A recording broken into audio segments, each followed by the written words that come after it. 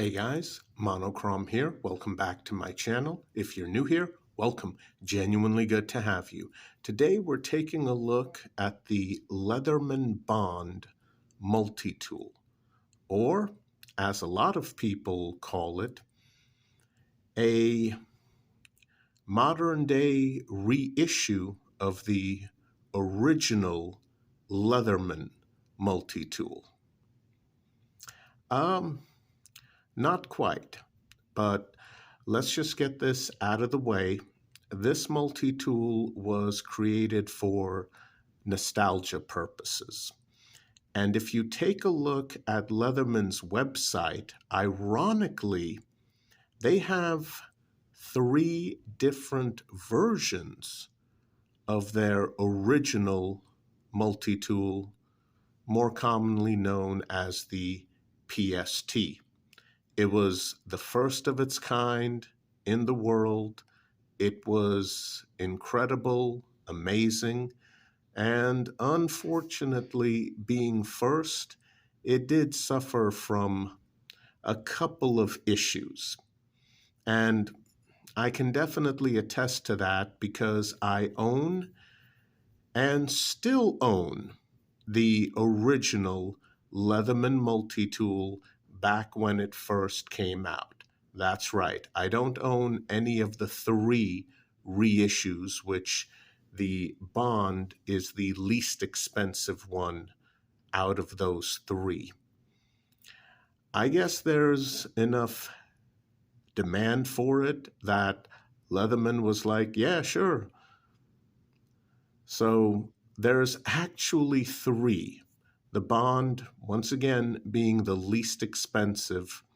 I'd say it's the one made most for people who used to have the original Leatherman multi-tool, liked it, lost it, maybe gave it away, maybe it was stolen, maybe one of those unfortunate issues with the original design cropped up. They haven't used it in years. Maybe they miss it. Nostalgia kicks in. They check the Leatherman website and it's like, oh, hey, there's 3 different ones of the original at 3 different price tiers. So let's take a closer look at the one actually made to be used instead of just looked at and admired. Now, the price on the Bond is right around $70, so it's not a budget Leatherman multi-tool. Then again, when you take a look at their Wingman model, which originally started out as a budget multi-tool, yeah, that one's also $70 now. So, yeah, but let's concentrate on the Bond. Here it is with all of its features. Needle nose pliers, regular pliers, grippers. You have wire cutters and hard wire cutters at the base. On this end, you get... Now, my camera is not showing this properly, but the file on... Let me just take a look. Oh, yeah, there it is. The file on this side, I mean, it's cut in a bit of a weird pattern, as you can see.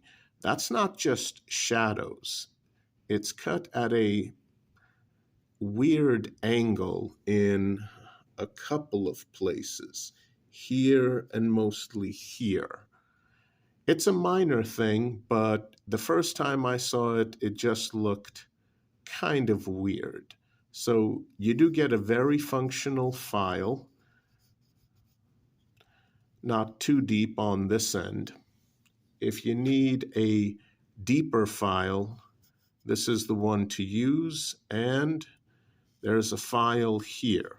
So this is not some cheap thing made just for show. This is a good file. You do get a folding lanyard hole, which I'm not sure if that came on the original Leatherman multi-tool.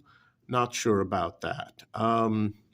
My original Leatherman multi-tool, unfortunately, is in my kitchen's junk drawer because where all the tools pivot, yeah, that's nearly rusted shut.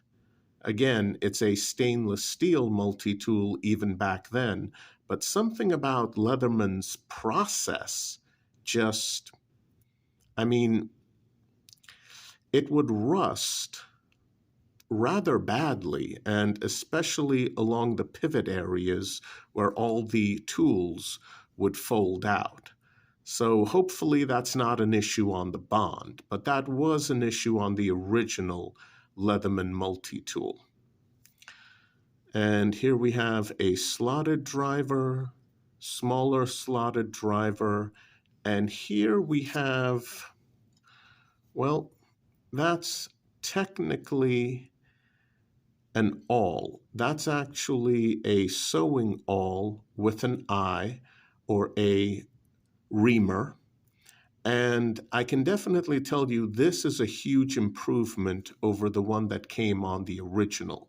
You didn't have a sewing eye, and as far as being an awl, it was one of the worst awls I ever tried to use in my life. I'm sorry, but the one on the original Leatherman multi-tool, that one was a joke. I mean, this one is a lot better. So that's this side.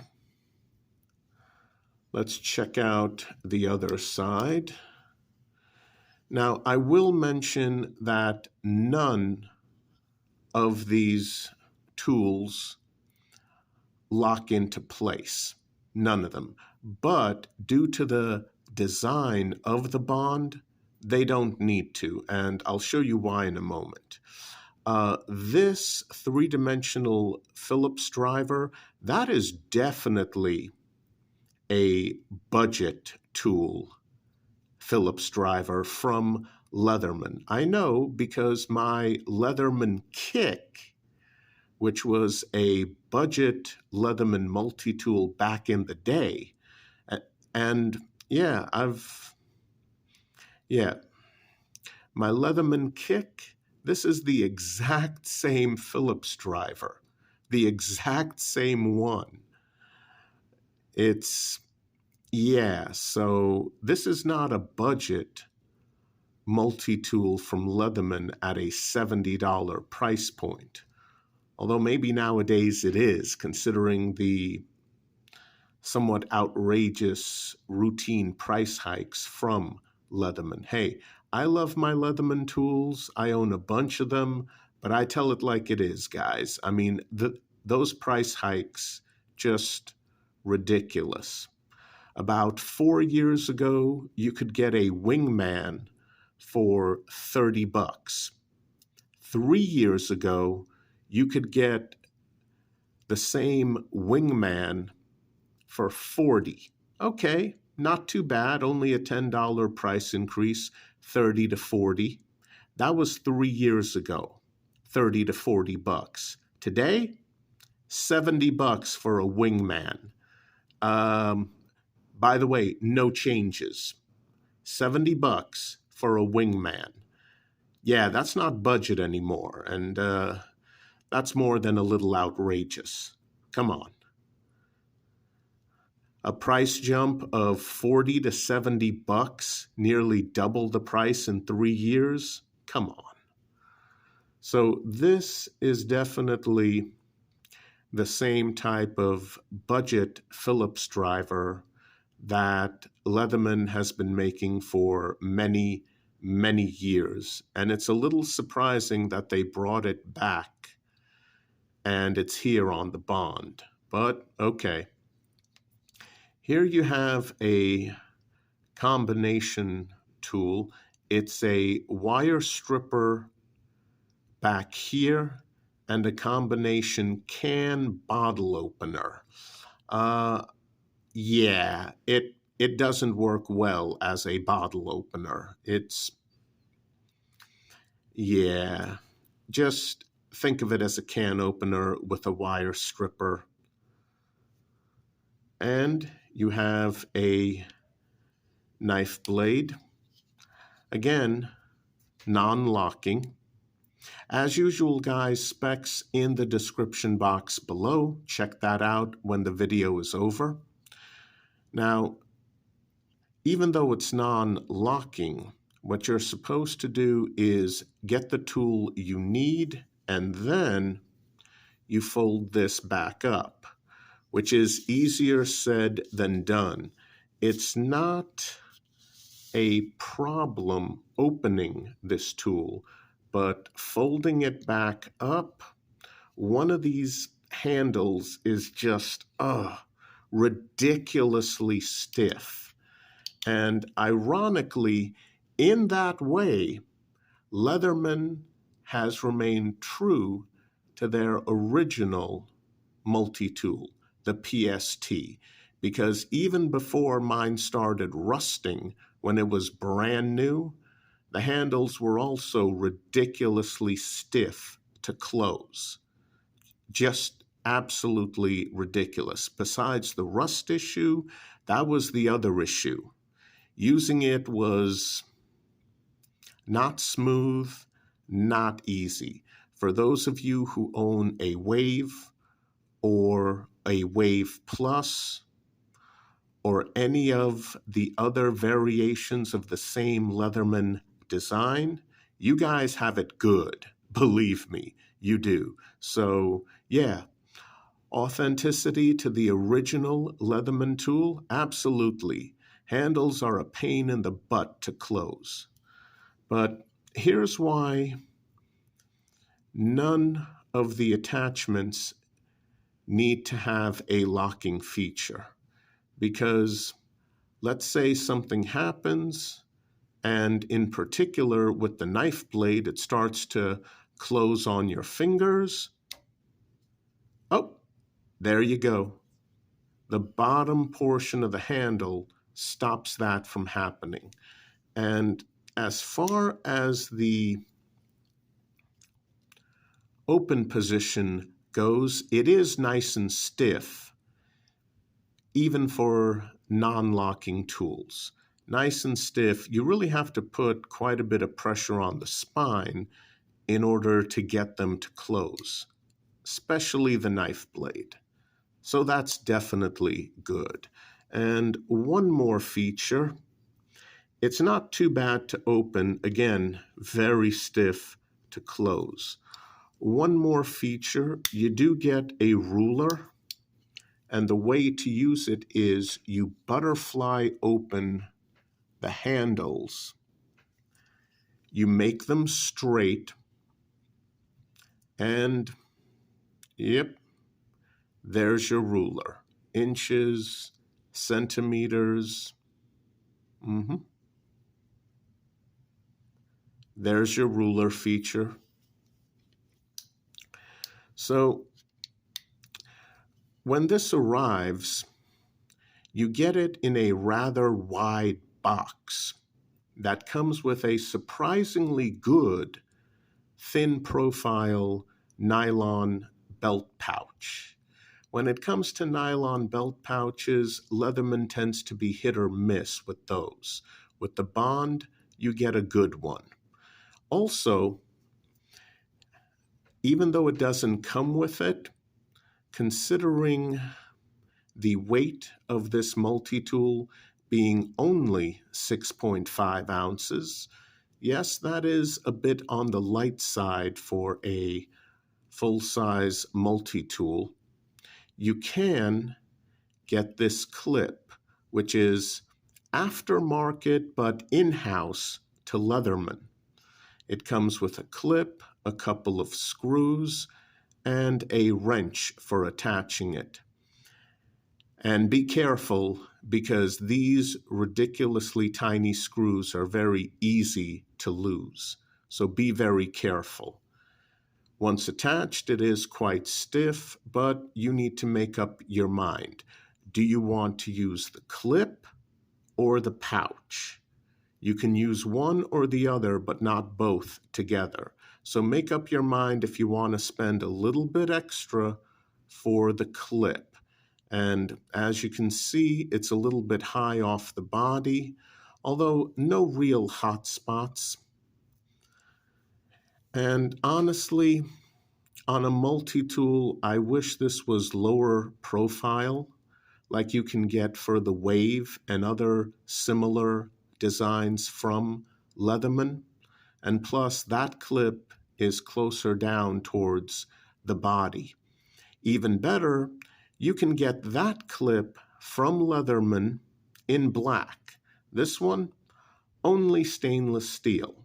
So it's not going to be very low profile at all in terms of position of the clip and in terms of the color either. Now, the Bond does not come with scissors. I know that's a controversial thing when it comes to dedicated urban EDC multi-tools. Personally, I like having scissors. Let's face it, if a knife blade was good enough, no one would have ever bothered inventing scissors in the first place. On an urban multi-tool, I do find scissors to be very useful. So, yeah, you don't get scissors with the Bond. Now, honestly, this is a tool for nostalgia. People who used to have the original one back in the day. I mean, honestly, if you guys are wondering what happened with regards to the original Leatherman PST multi-tool, well, it's simple. The Wave happened. It addressed all of the shortcomings of Leatherman's original multi-tool, and so much so that it's still out there today in the form of the Wave Plus. And honestly, if you're looking for your first Leatherman multi-tool, if the clip doesn't matter to you, go with the rebar. If you're willing to pay a bit more, go with the Wave Plus. This is only made for nostalgia purposes. Now, a lot of people used to complain that the original Leatherman multi-tool, that this was sharp. These handles, once opened, you bear down on them. Oh, it's so sharp. Well, no, it wasn't. If you're a working man, you've got calluses. Unfortunately, what they did with the Bond is that they took some of this metal and they bent it over in. Bent it in, as you can see. The problem is this forward portion, they left sharp. So if you're really bearing down near the top, yeah, that's sharp, sharp. Where it's not folded and it's straight right at this transition point, sharp. That wasn't a problem on the original multi-tool because there were no folded inward portions of the handle. And one last thing, guys. Along with a sheath and a nice gift box, this came with my Bond. It's an instruction sheet, Leatherman for real life, and yeah, how to use your Leatherman. Isn't that nice? Notice anything with the illustrations though? Yeah, the illustrations show how to use your brand new Leatherman Wave. Not even the Wave Plus, the Wave. Look at that, guys. That's a Leatherman Wave. For some bizarre reason, I got an instructional card that teaches me how to use the Leatherman Wave, and it came with my Leatherman Bond, a completely different multi-tool. What the heck, Leatherman? Hopefully that was a mistake only on mine, but I doubt it. So, do I recommend this? Again, if you're looking for nostalgia and you've got the money, go for it. If that's not the case, you're better off with a Leatherman rebar, no clip available, or a Leatherman Wave Plus. Both are superior to the Bond. Sorry guys, that's just how it is. But I do hope you enjoyed the video. Please stay safe out there. Unfortunately, yeah, still dangerous. I'll see you guys soon. Take care.